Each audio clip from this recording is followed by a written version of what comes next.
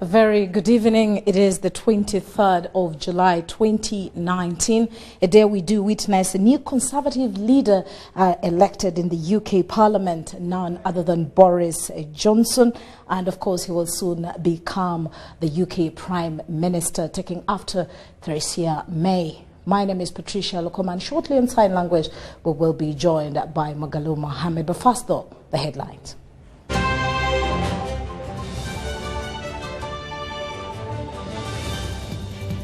General Court Martial slams fresh charges on killers of mobile money vendors. The national airliner will not begin flights this month. On the international scene, EU suspends migration control programs in Sudan. And in sports, government to address funding to sports.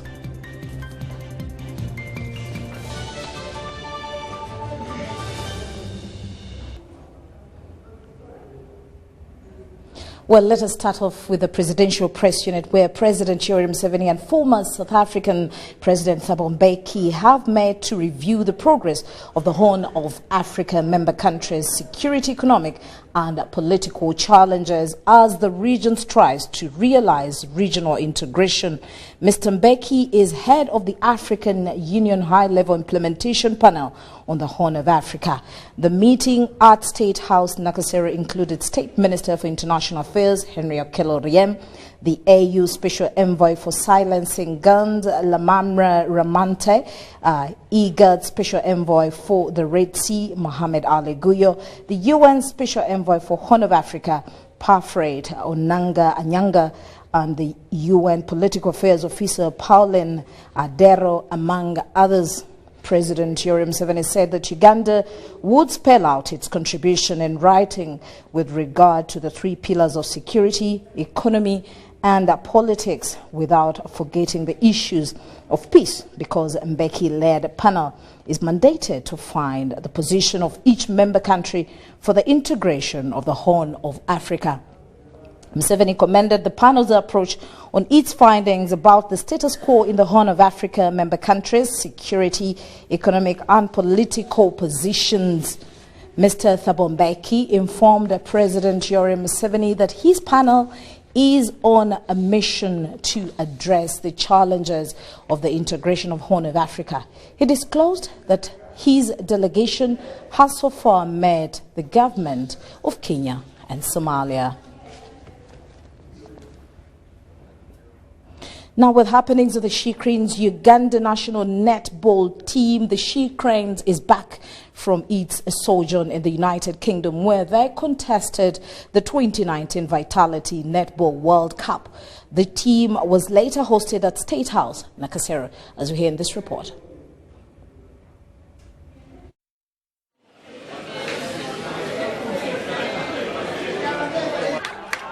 Contrary to many reports that suggested otherwise, the entire She Cranes team that departed Uganda for England are back home after a successful Vitality Netball World Cup tournament. Uganda finished 7th, which is an improvement from the previous World Cup when the team was 8th.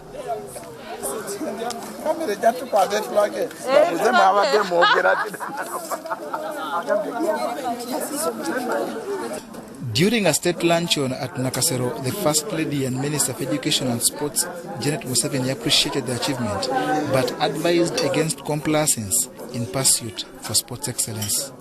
Just go global. It will motivate you and it will push you to go higher. I know that you don't have everything you need. We all know. But those are some of the sacrifices some of our teams, initial teams like you, have to make to lay that ground for others who will build on you. But as you really do better and fly higher and higher with those conditions, don't forget that all of us know that you're working under difficult circumstances and yet you're doing the best. She promises to intervene in order to ensure that funding towards sports is streamlined to avoid the haphazard nature that has been prevalent in the past. I'd like to assure you that now that you're back and safe by God's grace, we want to clear the misunderstanding in the sports subsector, especially with the issues of funding that come every round. You have to go out.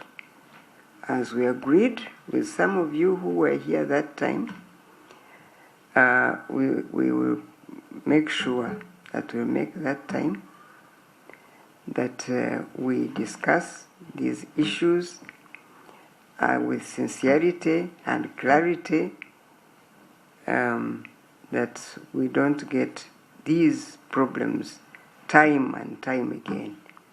We want transparency for all to see and know the truth, for I believe that that is everybody's desire. So that when you say you have this much funding, that's what you really have. The She Cranes will return to action later this year with a tour in South Africa, but in the interim, the National League takes precedence with action expected soon. John Barnes, Centum, reporting. Now, the General Court Martial has charged 4 suspects involved in killing mobile money vendors in Zana with new fresh charges of unlawful possession of firearms and attempted murders. They all have pleaded not guilty. Suspects including Mulinda Stanley, Private Dennis Mwangusha, Alliance Andrew Mubale, Private Boban Khan, Chikomeko Musa and Sekabira Kizitoronadi arrived at the General Court Martial Machindie to take plea on the alleged charges. Appearing before the Chairman General Court Martial Lieutenant General Andrew Guti, they got 4 fresh charges of unlawful possession of firearms and attempted murder. It is alleged that the 4 and others still at large on 11th June 2019 at around Masanafu using an SMG gun UPDF 4954042 and an SMG number CDP 3000441 and 2 magazines containing 31 rounds attempted to kill Constable Quell James. Count 1. Unlawful possession of firearms, contrary to Section 3, Subsection 2, Para A of the Firearms Act, Cap 229. You heard and understood the statement and particulars of the offense? Do you agree or deny the charge? We do. I deny the charges, madam. Plea of not guilty. On 16th May 2019, the 4 at around Namwas village along Umbali Nabumali Road with malice and forethought unlawfully caused the death of Detective Sergeant Chemongoris Fred using an SMG gun. Also on the 14th of May 2019 at around Kivumbi zone in Machindye Sabagabo in Wakiso district, they robbed Osman Kaya a polythene bag containing a blood pressure machine and clothes using an SMG gun. While at Kivumbi zone, Makinde, Sabagabo municipality in Wakiso district, robbed Osman Kaya of his polythene bag containing a blood pressure machine and clothes. and at or immediately before or all the said charges are contrary to Section 32A of the UPDF Penal Code Act and Section 285 and 286A of the Penal Code Act Cap 120. State prosecutors Major Raphael Mugisha and Lieutenant Colonel Ambrose Baguma informed court that some investigations in the said cases are complete. However, there are some other investigations which are ongoing in the said offences, and they requested court for more time to complete them. All suspects have been remanded to Rizila Maximum Prison until 30th of July 2019 and 6th of August 2019 for mention of these cases. I'm Nema Mode Deborah, reporting for UBC. Now, passengers willing to travel aboard the revived national airliner will have to wait until August. Minister of Works and Transport Monica Azuba says that the reschedule from July for commencement of commercial flight has been delayed by the long certification process. The public received word about the revived Uganda Airlines taking to the skies upon the attainment of the Air Operator Certificate. The 5 stages of the certification process by Uganda Civil Aviation Authority would be concluded by this July. But the new period is August. We've made a lot of progress and on the certification process, and currently the airline is at phase 4. Phase 4 includes demonstration of everything that we have everything in place. And this phase 4 is expected to end around the 27th. Then we go for phase 5, which takes only 1 or 2 days. So we have only one more phase to be completed before the AOC can be issued. The extension of commercial flights is dictated by conditional window, providing countries up to 30 days to assess if the airliner meets all the requirements to operate. The 28th will be sending to those countries, and the regulations show that we need to give them 30 days. They could agree much earlier than that, but they can't take more than 30 days. So it was only prudent that we extend the launch and take care of those 30 days just in case countries choose to take the 30 days before they give us the needed approval. Minister Azuba dismissed fears that the Bombardier has sold off its civilian aircraft arm to Mitsubishi Heavy Industry, including the CRJ program. Bombardier has confirmed that the sale of the CRJ program will not affect the existing and future customers, because the same customer services and support will continue under the new ownership for as long as the aircrafts remain in service and beyond. Nairobi, Mogadishu and Dar es Salaam regional routes have been secured for the commencement of the commercial flights. Dorcas Kimono, UBC TV News. Thank you very much there, Dorcas Kimono. Now, in the areas of corruption, it looks like corruption has become a case of concern in the public sector, raising concerns over monitoring to ensure accountability. Speaker of Parliament Rebecca Kadaga says some House business is usually affected as the members of Parliament usually spend most times out of parliamentary discussions. She was launching the Parliamentary Forum on Ethics and Integrity. The Trading Economics Index Survey ranked Uganda among the 43rd less corrupt countries out of the 175 countries in the world. Uganda is also the 25th most corrupt countries in the world. According to the former Minister for Ethics and Integrity, Dr. Nsababuturo, Uganda is prone to breeding corruption rather than fighting it. Nsababuturo says this may be hard to address in the later period if action is not taken earlier. In search for an answer. What has gone wrong in our society? There is a degree of deception that causes you and I to look elsewhere, to blame others, when in fact we also are to blame for what is going on. It's a tricky situation the country is in, one that doesn't require for pointing fingers, but one that does demand that there is soul searching, and we begin with ourselves.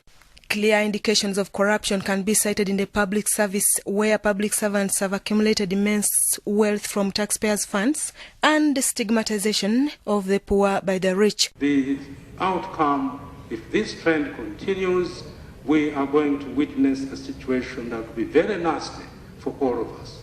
A period of lawlessness, a period of godlessness, a period where we are dominated as a country, exploited as a country, a period where more underdevelopment takes place, a period where insecurity is rampant, disunity is rampant, a situation where underdevelopment, dependency. Government is planning to make the study of professional ethics compulsory at all levels of education.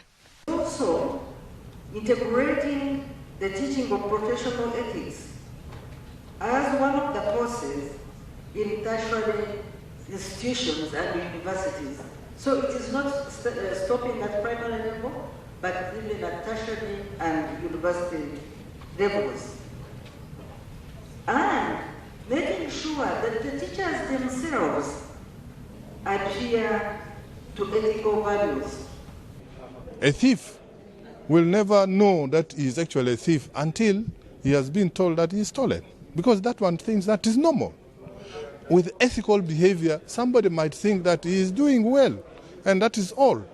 Speaker of Parliament Rebecca Kadaga also cites corruption tendencies among the legislators. She now wants integrity forums created and investigation into corruption strengthened. Now, members of Parliament, you come and smell the house by signing, and not even enter in the chamber.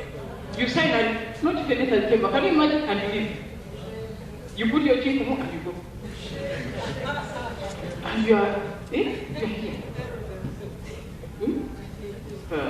Then you go to the committee, you sign, you leave and go for a workshop, you sign there, you leave that one, you go to another one, the whole day. In 2013, the President launched the National Ethical Values Policies as a response to public outcry on moral degeneration, which has since not been realized. Susan Naonga and Gloria Gwitabinji. Now, as we wind up the segment, let's step a little bit into the health sector, where local leadership in Kamwenje district has appealed to government to investigate the cause and outbreak of elephantiasis. The Kamwenje district women member of parliament Dorothy Nsheija Kabarisa called for an emergency intervention because elephantiasis has killed people, leaving others neglected in communities. We would like to warn our viewers that this story contains disturbing pictures.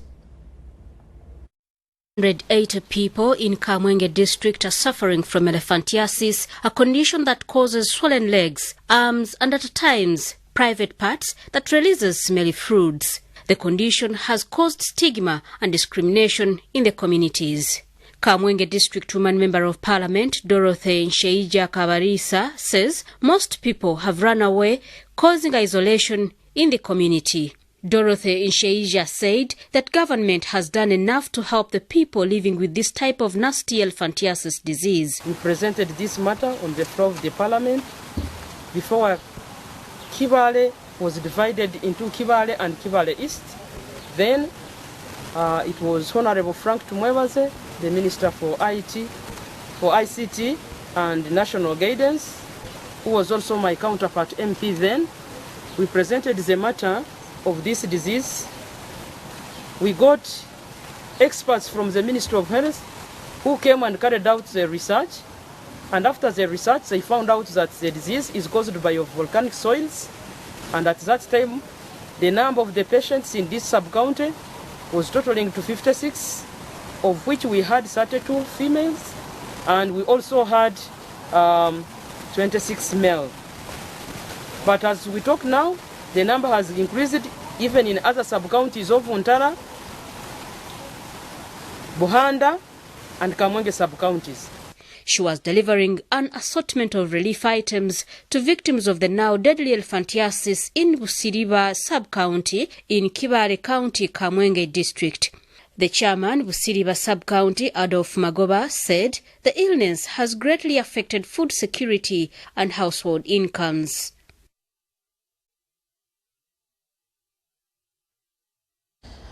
Right now we're going to take a very short break, and of course News Tonight will continue after that.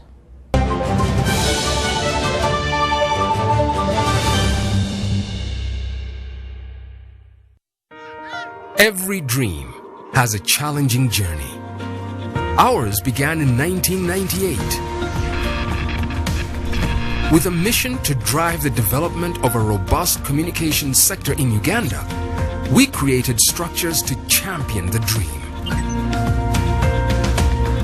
We've evolved, made discoveries, supported great minds, empowered Ugandans, and fostered a vibrant culture, enabling communication for all. Down the years, we've created memories and networks, uniting generations and building great partnerships. Together, we can go even further. UCC, celebrating 20 years of achievements.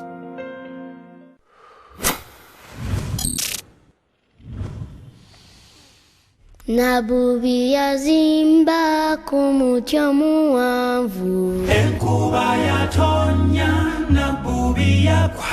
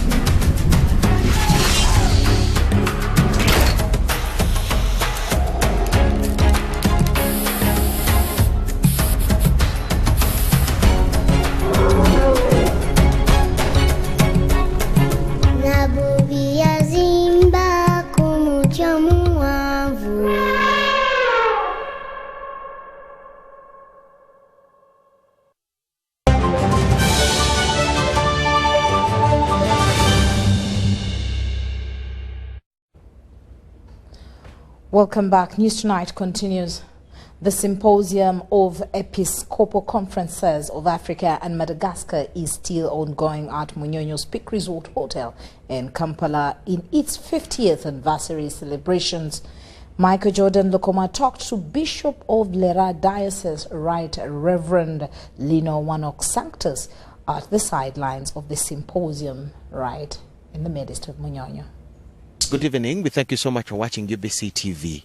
Now, all the bishops and archbishops of the Catholic Church are still holding their symposium here in Uganda as they still celebrate 50 years of the same symposium of the Episcopal Conferences of Africa and Madagascar. It is being held here in Uganda up to Sunday, the 28th of July. They are holding it here in Munyonyo, and we are having a chance to talk to Bishop Lino Wanok Sanctus of Lera Diocese, who is going to give us a picture of how far they have gone and what expectations we should have in as far as this symposium is concerned. My Lord, how far? This is day 3 of the symposium. Yes.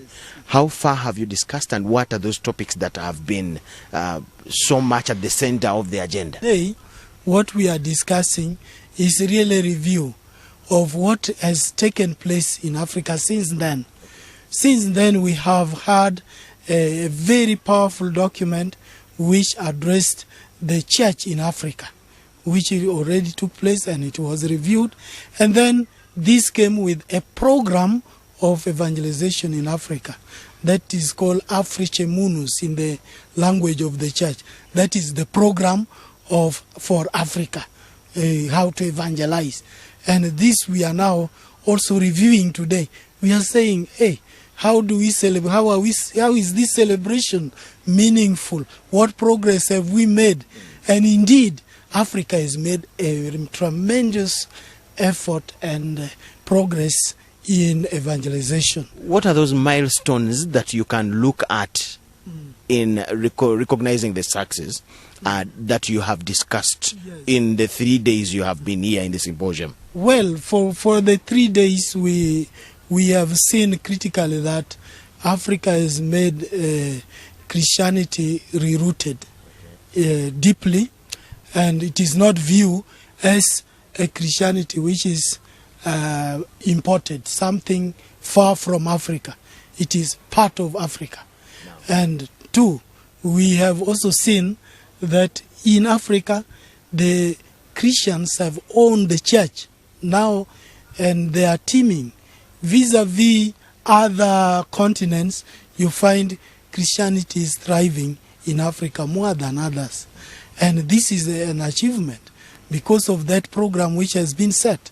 And three, we are also seeing what are we exactly celebrating which is more concrete, and what legacy is this.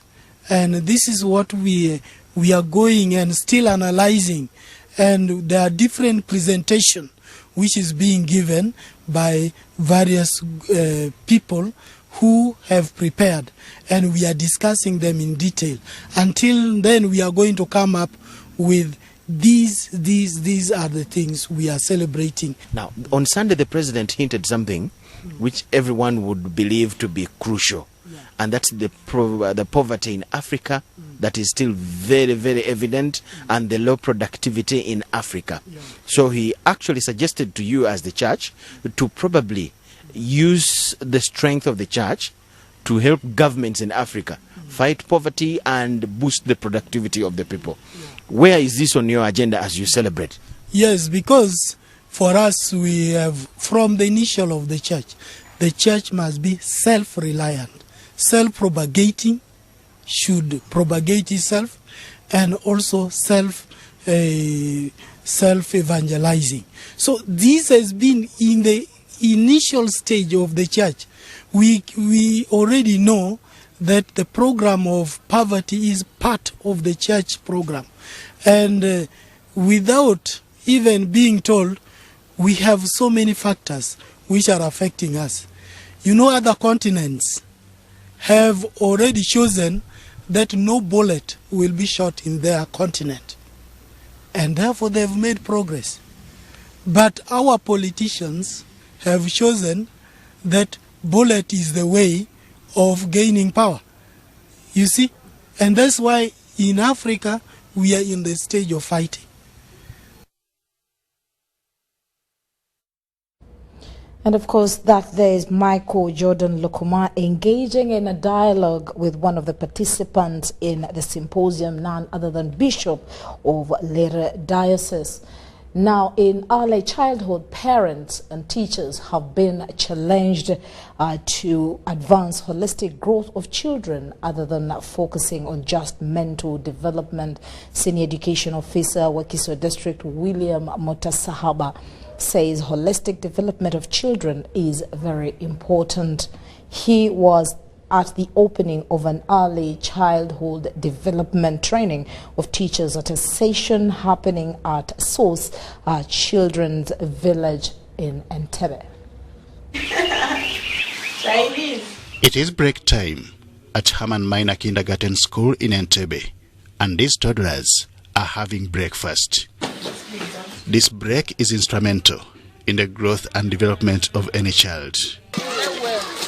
Nanyonjo Dokas, a teacher at this kindergarten, knows what it takes to succeed in this undertaking. Once you make them your friends, then the other things come easier.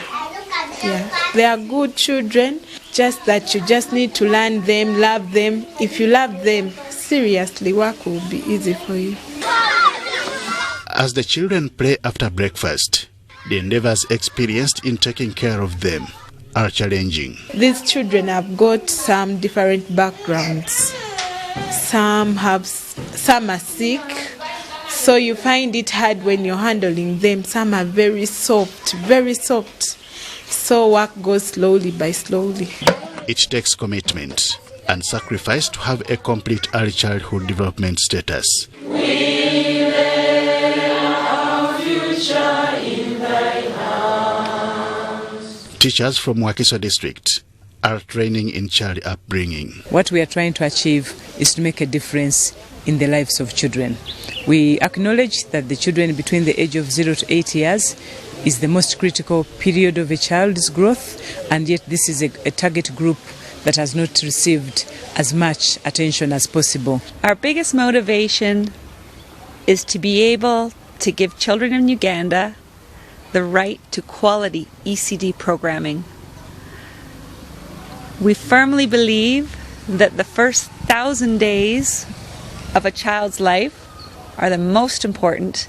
One of the conditions that may present during early childhood include autism spectrum disorder, deafness, visual impairment, deaf-blindness, among others. Socio-emotional issues, attention deficit disorder, and speech and language difficulties are some of the impediments to proper child growth. These are highlighted in a resource guide from the Department of Special Needs and Inclusive Education at the Ministry of Education. When a child develops physically, the brain is also able to develop.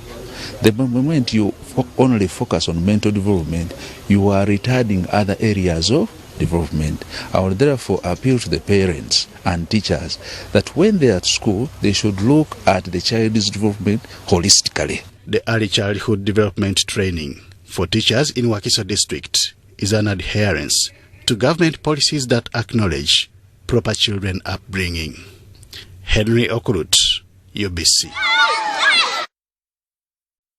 Thank you very much there, Henry Okurut. Now, government is seeking $17.2 million to plan on Ebola response. The Director, Curative Services at the Ministry of Health, Dr. Charles Solaro, says $18.6 million was spent in the last preparedness plan, which started in August last year. In our Health Radar today, we tell you why Uganda is heightening the response plan on Ebola.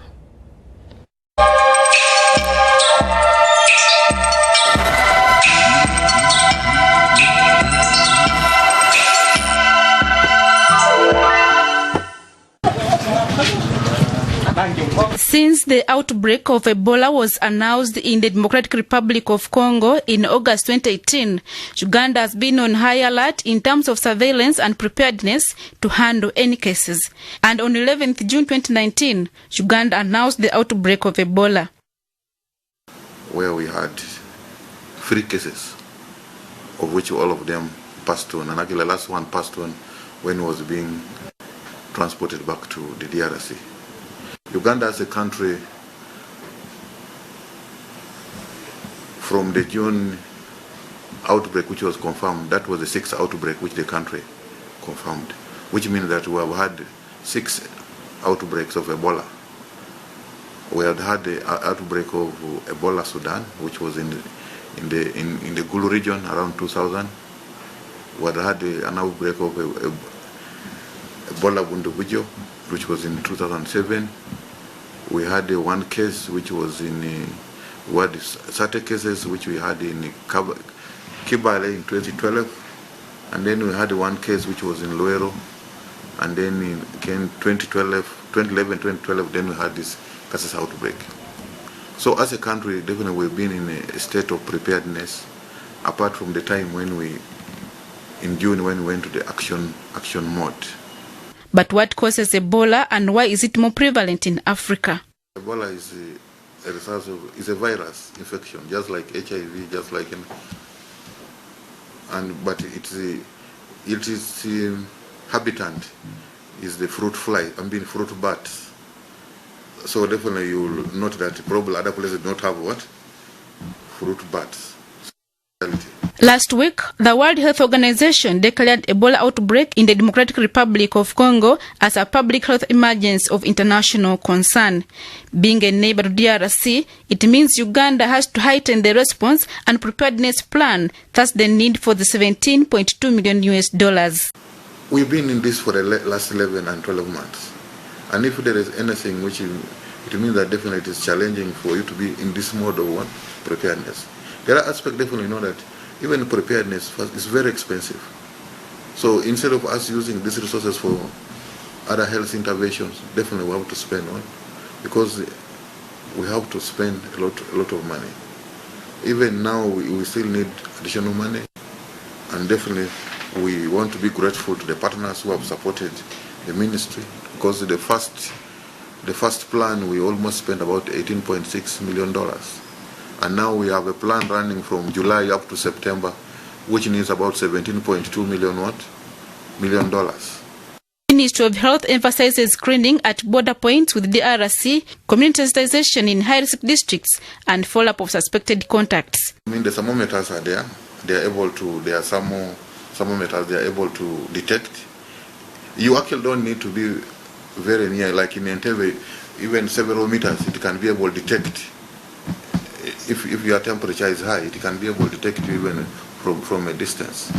So what they are doing there, it might be looking very ordinary, but it helps to picking up who are those who are already having infections.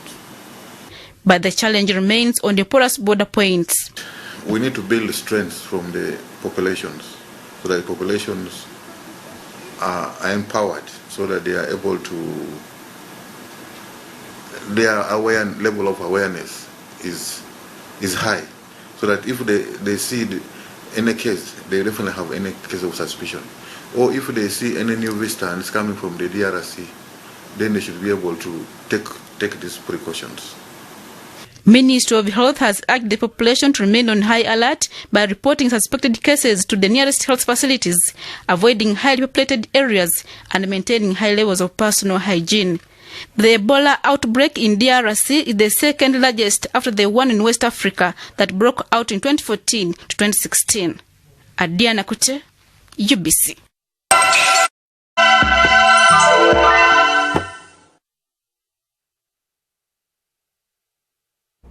Now that was the health radar. Moving on, Ministry of Education and Sport has introduced a tool for children with socio-emotional difficulties, epilepsy, attention spectrum, and other disability conditions to be able to access education. While launching the National Learning Needs Identification Tool, Minister of State for Education and Sports, Charles Bakavalindi, expressed government's commitment to promote lifelong learning opportunities.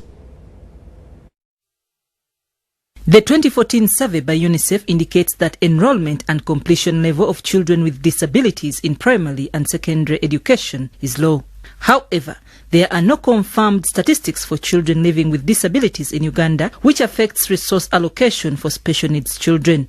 The Department of Special Needs and Children at Risk Action Network has introduced a tool to identify different disability conditions for inclusive education. It's obvious, you can see it. But somebody may have the eyes, they may look like they can see, but you may not know that he is not actually seeing. He is either short-sighted or something like that. So through this tool, you will be able to identify. As Ugandans do not recognize children who have special needs. And when I say special needs, I include those without limbs, I include those without sight or who are deaf. But there are other special needs of the mind that are cognitive or emotional, and those needs are not recognized. Most of us call those children mad and would like to see them in Butavika. This initiative will aid stakeholders in education to realize Goal 4 of inclusive education. Since the introduction of universal primary education, UPE, and secondary USE, many students with special needs have enrolled. But the greatest challenge the country is grappling with is equity and quality of education provided for all due to inadequate skills among the secondary school teachers, particularly in special needs and inclusive education pedagogy. This resource guide will offer detailed information about 21 conditions and adds value to the country's commitment towards inclusive education. We want to empower different teachers to know and to have skills on how to deal with people with disability of different degrees. Without this tool, we have been lacking, a lot of schools have been lacking teachers with skills on how to handle people with disability of different degrees. So this tool will give us a clue on how to start this journey. Meanwhile, government needs to motivate special needs teachers to have the inclusive education policy still at consultative level work out. I'm Nafka Farida, reporting in Kampala. Now, Uganda Muslim Supreme Council has called upon Muslim communities for necessary support as they claim properties which were transferred into the names of individuals without its consent. The Secretary General Haj Ramadan Mugalu says some properties were subleased without the consent of the council, while others were completely transferred into individual ownership. He was addressing the media at the Uganda Muslim Supreme Council headquarters at Old Kampala.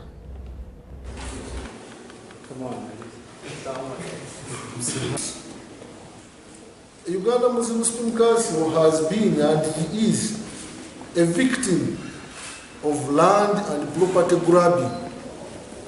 Yes. We have been a victim of land grabbing and property grabbing by various stakeholders. Themselves, they know we cannot mention one by one at a time. Yes, but since the colonial era, Uganda Muslim Council has not benefited in the land property. Yes, since the formation in 1972, Supreme Council managed to work and obtain their property in the names of Uganda Muslim Supreme Council. And then when the Indians departed, some properties were given to Supreme Council to take care of. But when they came back, the repossession was not very clear. They took what Uganda Muslim Council had earned herself and those that were given to take care of. All the properties were repossessed at once. We remained with nothing, and our efforts also to recover other more properties, still some people are vocal about it. But we cannot stop, because we have the structures where we report to, and we are doing it for the benefit of the entire Ummah, not for personal benefits. Now, in a coronation update, it will be the first time in Buganda history for the Kabaka of Buganda, His Majesty Ronald Muwenda Mutebi II, to hand over a fully furnished house constructed for his subjects. This will be part of the activities to mark the 26 years since his cert on the throne. On 30th July, this very year at Bulega Village, Katavi Town Council, Abubakari Sentongo will become the first historical beneficiary. UBC visited the beneficiary of the Kabakas project and now reports.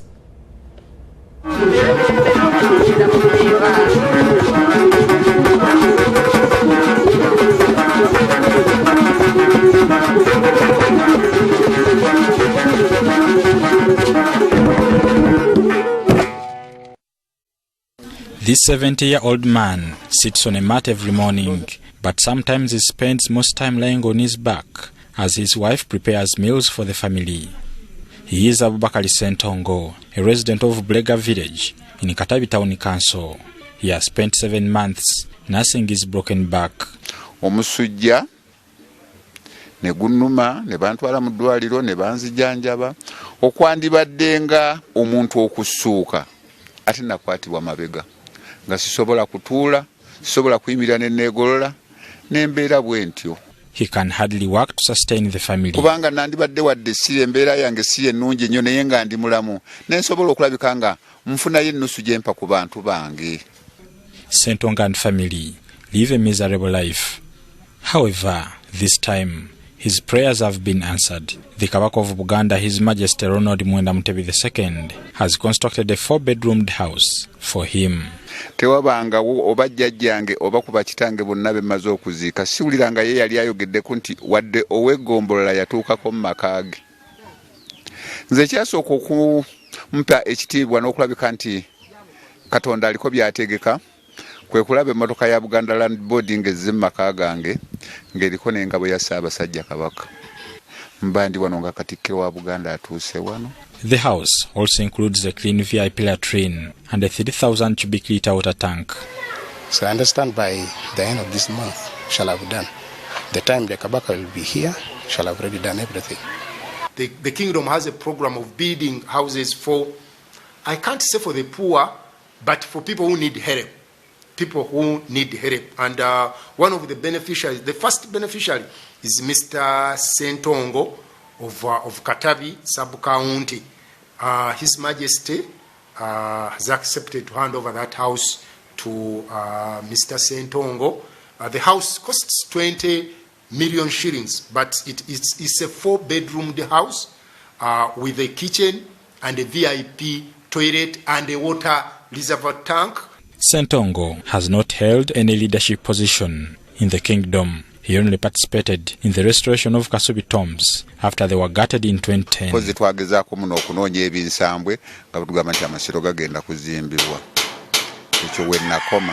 His wife Aida Mabaga looks after the family with help of friends and relatives.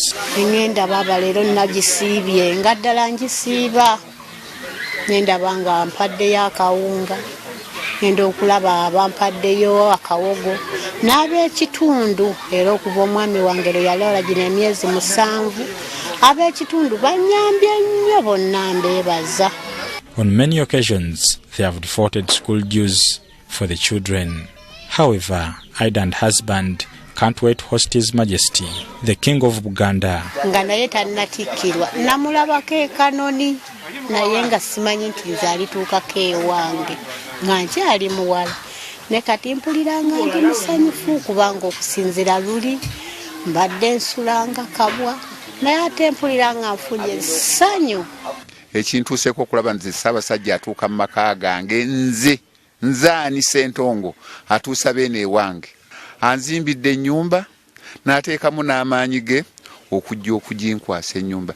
Nze munnamukisa mu Buganda akyasoose. Buganda Kingdom Information Minister Noah Kiyimba highlights some of the festivities ahead of the 26th coronation anniversary. Sleeping under mosquito net. Many people don't understand this.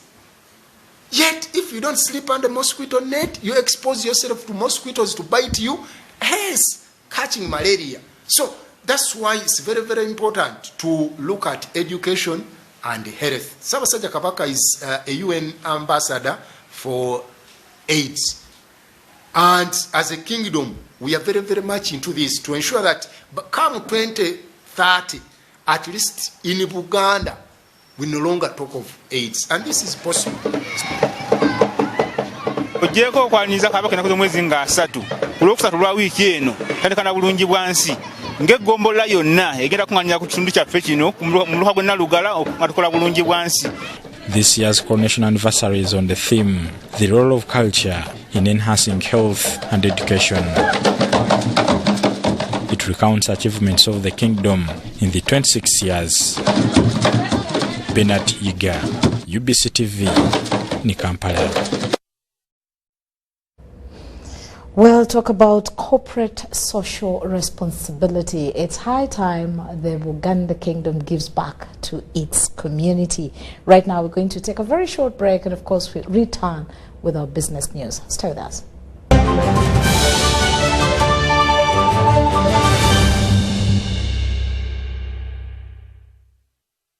Ekyama kya Busoga kikino nga ni Kagulu Rock nkola olusozi olw'Ekagulu mu igombola ly'Ekagulu mu district ey'Ebuyende. Ida tuninira olusozi olw'Ekagulu ni President wa Uganda Yoweri Kaguta Museveni ng'akyazibwa iseke ky'abazinga wa Busoga William Wilberforce Kadumbula Gabula Nalyopo wokuna ni Speaker wa Parliament Mama Rebecca Itwala Kadaga era ng'empiya bukaire obuteereyi bwawo obwo okuwangulibwa abonabona nga banina olusozi luno balutuuka ku ntwiko oyida kubanga osobola okubona Busoga okuva yava okutuuka yakanga olengera ebibira olengera ensozi edindi agayanda n'omwiga kiro okusinga obuwanvu munsi yona Kagulu nkola olusozi lwa byafaayo ng'omusoga eyasooka yava ebunolo wano niwe yatuukira oyita abona empukumu yasulanga niwe yalibiranga ennimiro de nga bino byonna bya bwereere abantu okuva ebule n'ebweya bali kwekonda okuyida okubaawo okunina olusozi luno weenaba omu kwabo. Bino byonna byakubaawo olwamukaga ngena ku omwezi 17 omwezi ogw'omunaana omwaka 2019.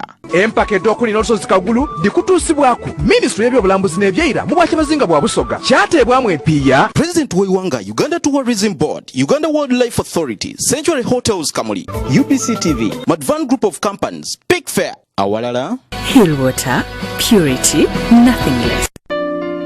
Have you completed Senior 4 or Senior 6 and you want to do a 2-year certificate or a diploma course? Makerere Institute for Social Development, an affiliate to Makerere Business School, offers programs in accounting and finance, business administration, procurement and supplies management, social work and social administration, information technology, counseling and guidance, human resource, project planning and management, journalism, secretarial studies, and many others. We are located on Sa Apollo Kegwa Road, next to Oilcom Petrol Station, with a UBTEP Center number. Forget the long line hassle. With 1xBet, the power of placing the perfect bet is at your fingertips. Bet anytime from anywhere. Best of all, payment is instant.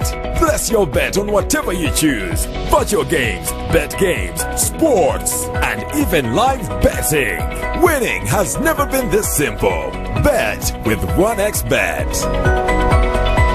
Advanced gaming is regulated by the Lotteries and Gaming Regulatory Board. Betting is addictive and can be psychologically harmful, and it's only eligible to persons above 18 years of age.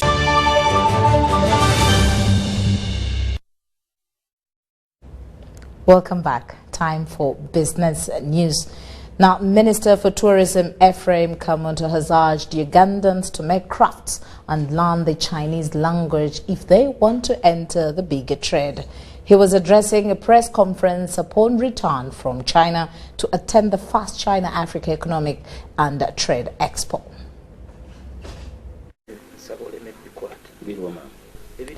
Making handcrafts and learning to speak Chinese language can create lucrative business and employment for Ugandans.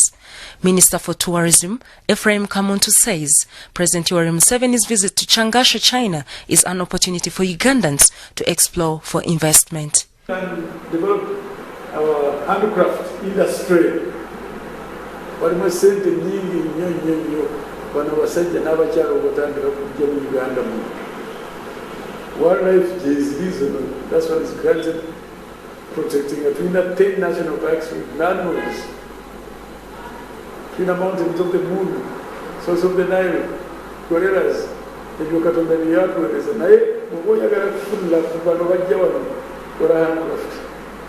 He was addressing journalists after returning from China from attending the first China-African Economic and Trade Expo in China, which was opened by President Museveni. Professor Kamuntu was optimistic that the relationship with China will increase tourists from China to promote the sector. NRM 1986, NRM today, NRM tomorrow, and you maintain that stability. You will see a lot of things falling in place. The country is at the brink of economic takeoff. You need to concentrate, just like when a plane is taking off and the pilot says, look, the plane is taking off, passengers, fasten your belt, switch off your telephone. Salongo Kasibante compiled this report for UBC News. Now quickly, let's step into the financial markets, where we start off with the Forex. At the moment, the Forex, the shilling is faring by 3,689.67, 3,699.67. That is buying and selling respectively against the hard currency, which is the US dollar. Now on the Uganda Securities Exchange, as you will see shortly in the preview, it looks like turnover stands at 15 million exchanging hands there, as you can see in the preview.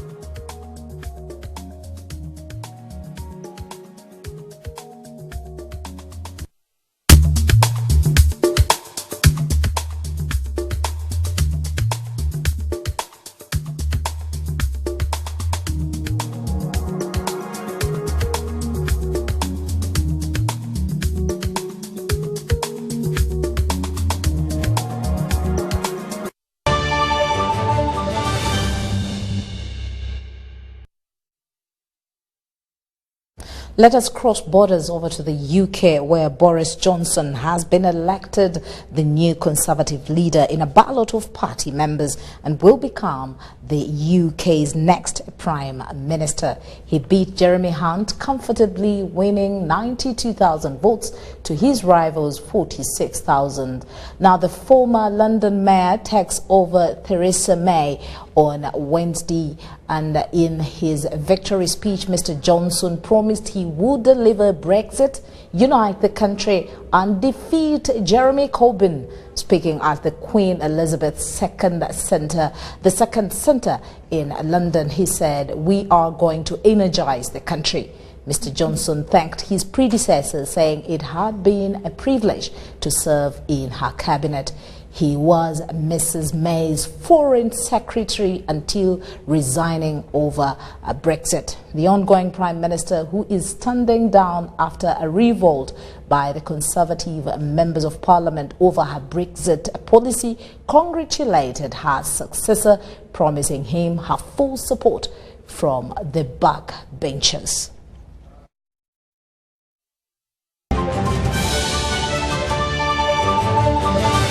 Brought to you by Bet with 1xBet.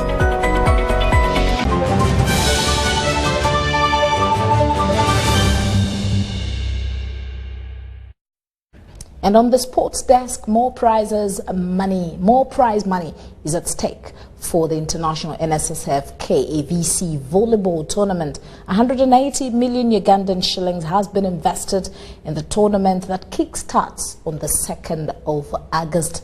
40 teams are expected to compete.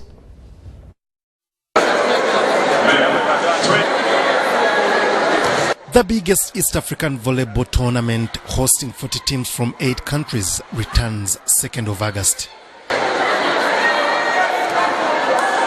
The NSSF KAVC International Tournament will for the first time host volleyball clubs from Somalia and DR Congo, competing for both prize money and trophies. Countries that include Rwanda, Kenya, Burundi, Tanzania and host Uganda have confirmed sending teams. First will be the primary schools competition to enhance talent identification before the main tournament on the 2nd to 4th of August. We look at the level of this championship as one which has grown tremendously. It is confirmed that this is the 2nd best championship of volleyball we have on the continent, next to CAV, the Confederation of African Volleyball Championship. This is the 2nd, and it is the greatest in the region. Around East Africa, East and Central Africa, it is number 1, the number 1 championship we have. So it is really putting this level of competition to the level that we wanted it to go. And we pray that we keep on taking it to higher levels, because as we look at how our participants and our athletes have benefited, we have managed through this championship to identify talent. Defending champions KAVC and Deje Volleyball Club for the men and women respectively, Warrior of Giants Gisagara Volleyball Club of Rwanda and Rwanda Revenue Authority. These challenged them in last year's edition. The KAVC International Tournament prides in identifying talent that later plays their trade in Europe. Ronald Kitusi, Emma Kato, Daudo Kelo playing in Turkey, among other players. NSSF has increased sponsorship package for the tournament from 130 to 180 million shillings. Ngabo Emon, reporting for UBC TV. Now, still in sports, Edgar's youth program has dispatched a team of 18 players to contest in the London Cup that starts on the 25th of July 2019, as we hear in this report. Oxbridge College in the United Kingdom will between 25th and 31st July host the much acclaimed London Cup. Teams from all over the globe, including Uganda's Edgar Youth Program, will contest at the tournament in various age categories between 7 and under 19. Of having the travels outside Uganda is mainly to give an exposure to the young ones, to be able to share experiences with their counterparts outside Uganda, especially when the experience is direct without being told, but also learning. The team leader ahead of the Edgar's second participation at this London Cup is Danny Mubiru, who believes that experience gained from their debut